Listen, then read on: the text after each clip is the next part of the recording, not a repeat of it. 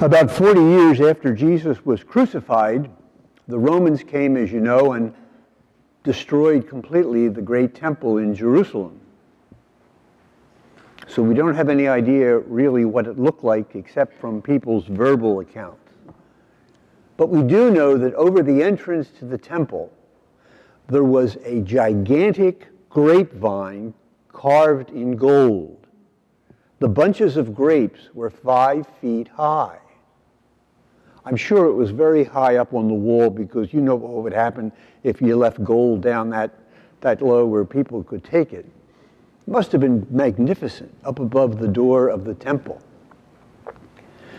On the night of the Last Supper, from where this part of the gospel was taken today, as you know, Jesus left the upper room and went to the Garden of Gethsemane, which is outside of Jerusalem on the hillside across from the temple.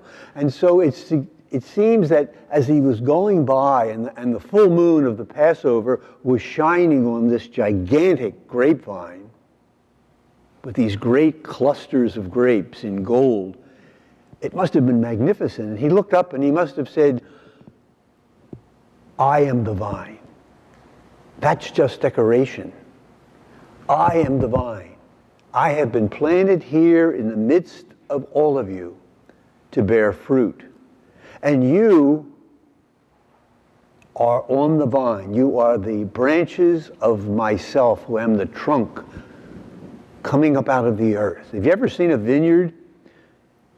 The grapevine sometimes has a trunk that big. It's got bark on it. Been there for maybe 100 years. But then the branches go out about 5 feet on either side, and that's the end of them.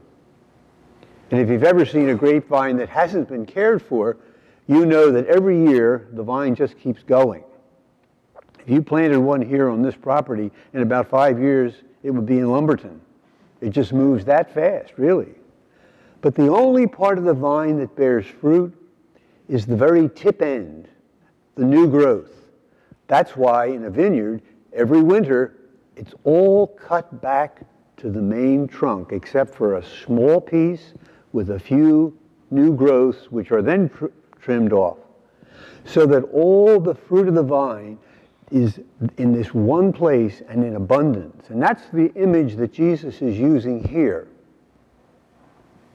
I am the vine, he says, and you are my branches, talking to his disciples. And I want you to bear much fruit in the world, just as I have borne fruit here in my time with you.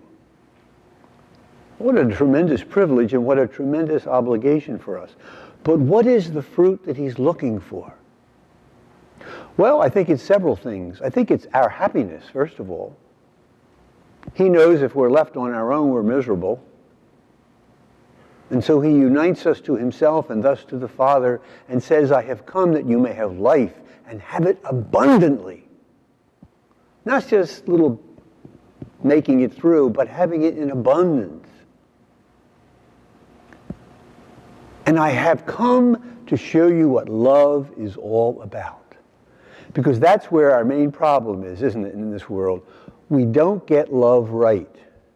We often mistake real love for self-love. And there's a certain degree where we have to love ourselves. But our problem is we put most of our energy there, and that causes all the troubles in life and in the world. Look at all the loving things that are happening around the world today. Go home and read the morning paper. Lack of love, lack of produce, lack of what the vine to which we are attached by God's will are meant to produce. In that first hymn today, it says, no greater love is there than this, to lay down one's life for another. Some of you are about to do that. You're going to lay down your life for one other person. And then eventually you'll be laying down your life for several other persons coming along. And that's wonderful. But it doesn't happen without the help of God, because we have so much self-interest, we have so much self-love, that it often overwhelms the call of God to love as we have been loved, to love everyone. Now, love is very easy to talk about. I mean, it's beautiful. I mean, it's, Valentine cards and all this stuff, But John in his gospel gets right down to it.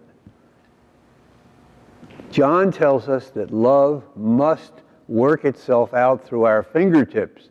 It has to be ministering to each other, taking care of each other's needs. If we were taking care of each other's needs on this planet, we wouldn't be killing each other in the numbers at which we are today. One way or another, we're putting each other to death and making life miserable beforehand. You're signing on, most of you, and some of you are already signed on, to be lovers, to show the world what the love of God is all about. When in the old Hebrew scriptures, when God wanted to tell the people how much he loved them, what did he do? He compared himself to a spouse. I love you like a spouse, like a married person. And that's what he calls on us to do, not only with the person to whom we're married, but to everyone else with whom we come in contact. What a challenge. But it's not a challenge that we can't meet because we don't do it on our own. We belong to the vine. We are the little shoots, if you will, of this vine that has been planted among us, who is Christ. And we will be able to do the loving things all the time. And when we fail, we know that we will be forgiven because of love.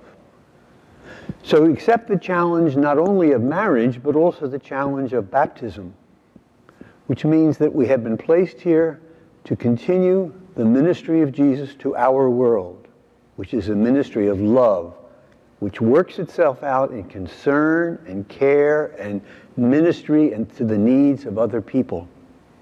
That's what the Easter season is all about, to make sure that we know clearly what the risen Christ asks of us. Because the risen Christ is within us. He's not an historical figure, long gone. He lives in us. He abides in us, as he says. And all he asks of us is that we abide in him.